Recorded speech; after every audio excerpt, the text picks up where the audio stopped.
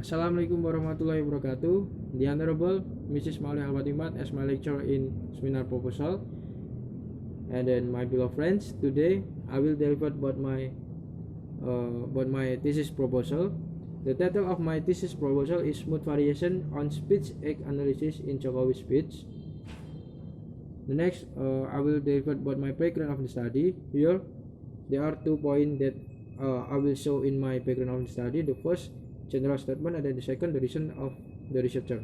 In general statements, communication is very closely related to the situation being experienced. It can be seen from the situation of the speaker, listener, or activity being carried out. Here, communication is very important for the human because communication can make a building something meaning from the speaker to the listener. And then, why I take this topic? Because I think this topic is very interesting to the reader because the object of the study using Jokowi as the president of Indonesia, and many people wants to know about the expression of Jokowi when he speaks using English. So this is my reason. And then the next, my problem statement. In my problem statement, there are 3 points. The first, how is the realization of the relationship between speech act in lexical grammar? And then the second, what are the moods variation on Jokowi speech? And then the third, what are the intention of the speech act used in the Jokowi speech? And then the next, in limitation of the study. In limitation of the study, I am using 3 basic theory. The first, speech act by Critler, and then the second, mood variation or mood analyzing by Holiday, and then the third, intentions by Bever. Here, the limitation of the study, I'm only focused on expressive utterance in speech act because the kinds of speech act is many kinds of speech act, so I'm only take one kinds of speech act in Jokowi speech. And then the next objective of the study. In objective of the study, there are 3 points that answering about my research problem. The first, to identify the utterance of Jokowi using speech act theory, and then the second, to describe mood variation of Jokowi speech, and then the third, to find out of the meaning of the Jokowi's utterance. And then the next, benefit of the study. In benefit of the study, there are 2 points that I will explain about my benefit of the study. The first, theoretical benefit, and then the second, practical benefits. In theoretical benefits, the researcher hoping at this study their knowledge to add their knowledge or meaning from the utterance of Jokowi speech. And then in practical benefits, there are 2. The first, for the society, the researchers hoping this study can developing speaking ability of society, especially in Indonesia when Jokowi speaks. So the researcher wants to this study for the example of the youngest in Indonesia because the object of the study is the president of Indonesia. And then the second, for the other researcher, the researchers hoping this study can make a new references for the other researcher with the same topic but different object. And then the next, previous study.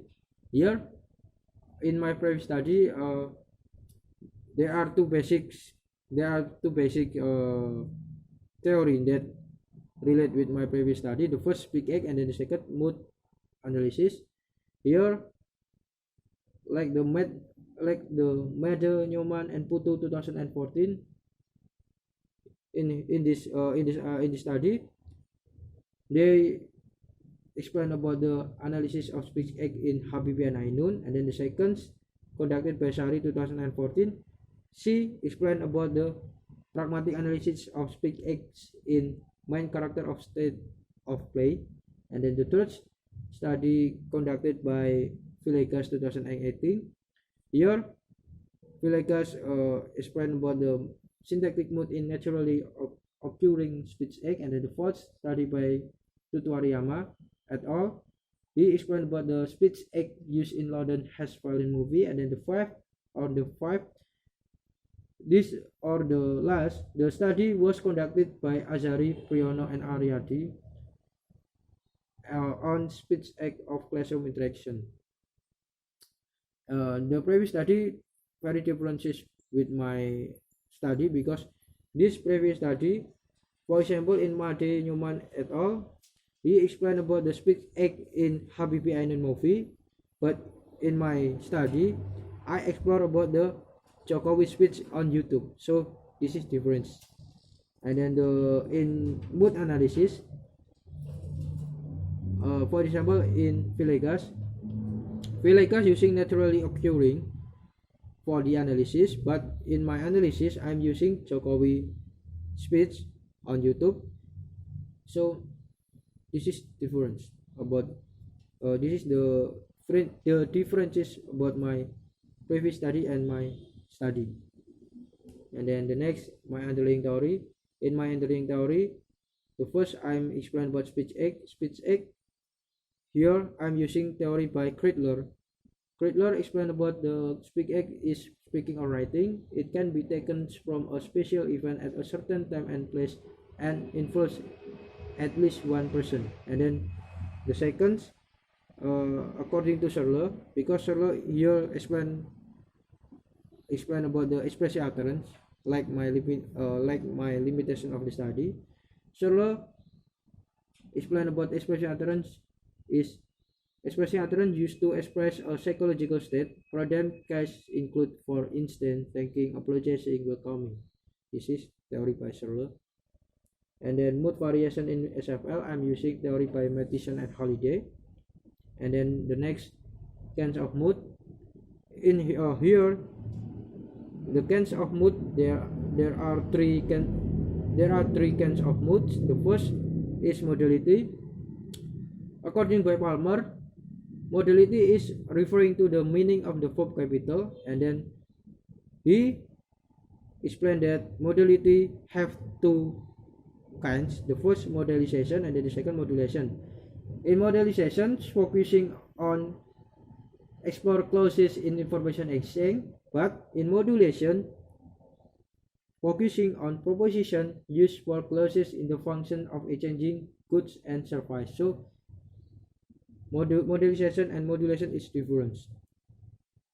And then personal pronouns. There are three personal pronouns. The first personal pronoun, and then the second personal pronoun, and then the third personal pronoun. Here in first personal pronoun consists of me, us, and then the second personal pronoun consists of you and yours, and then the third personal pronoun consists of he, his, that. This is personal pronoun. And then the next, auxiliary verb. In auxiliary verbs, focusing on to be, do, and have, used with other verbs to form continuous form and passive sounds. This is auxiliary verbs. And then the next, I will tell you about function of mood. In function of mood, there are three functions of mood. The first, declarative mood. Declarative moods can be expressed using statement. For example, the production line. Here we know that cam include 2 points. The first, predicator, cam as predicator, and then the second, cam as finite, because cam is verb. And then why cam include 2 finite? Because cam is tenses. Cam show past tense here. And then the production lines is subject. And then the second layer, cam include two points. The first, cam include residue, and then cam include mood. Why? Because cam here as the predicator include to the residue, and then cam here include 2 finites, so cam also include to the moods. So here we know that cam include two two parts in residue and moods, because came as the predicator and came as the finite. And then the second imperative moods. Imperative moods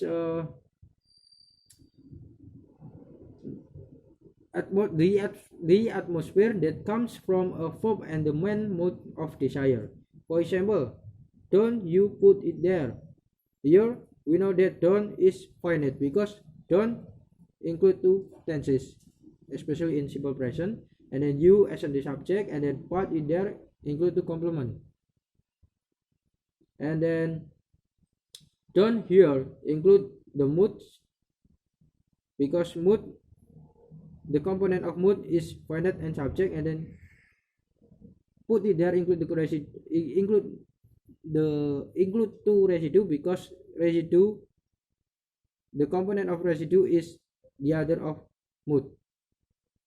And then the next interrogative moods. Interrogative mood is can be expressed using question. And then the next research methodology. There are 6 research methodology. The first research type, the second research object, and then the second data and data source.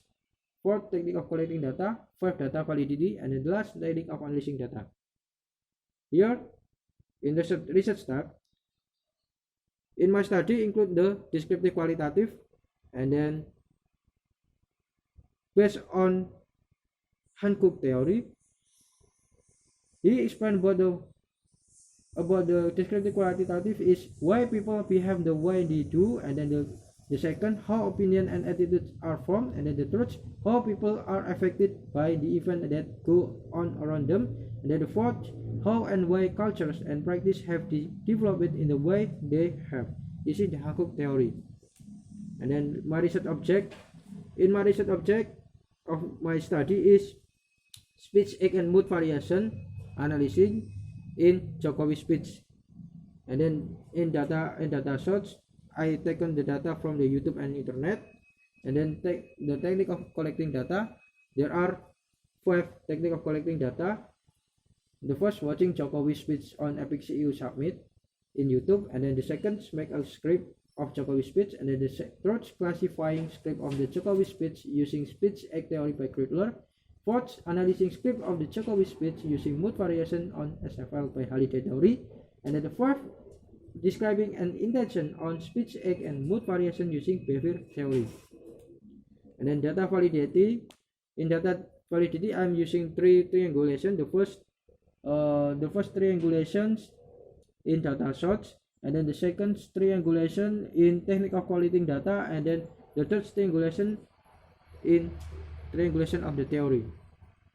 In technique of analyzing data, there are 4 steps in my analyzing data. The first, classifying the use of speech act. The second, classifying the use of mood variation. The third, describing the intention of Jokowi speech, and then the last, drawing conclusion from the data analysis.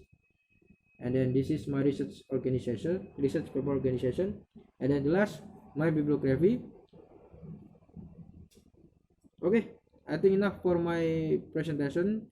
Thank you very much for your attention. Sorry for any mistake. Wabillahi taufiq wal hidayah. Wassalamualaikum warahmatullahi wabarakatuh.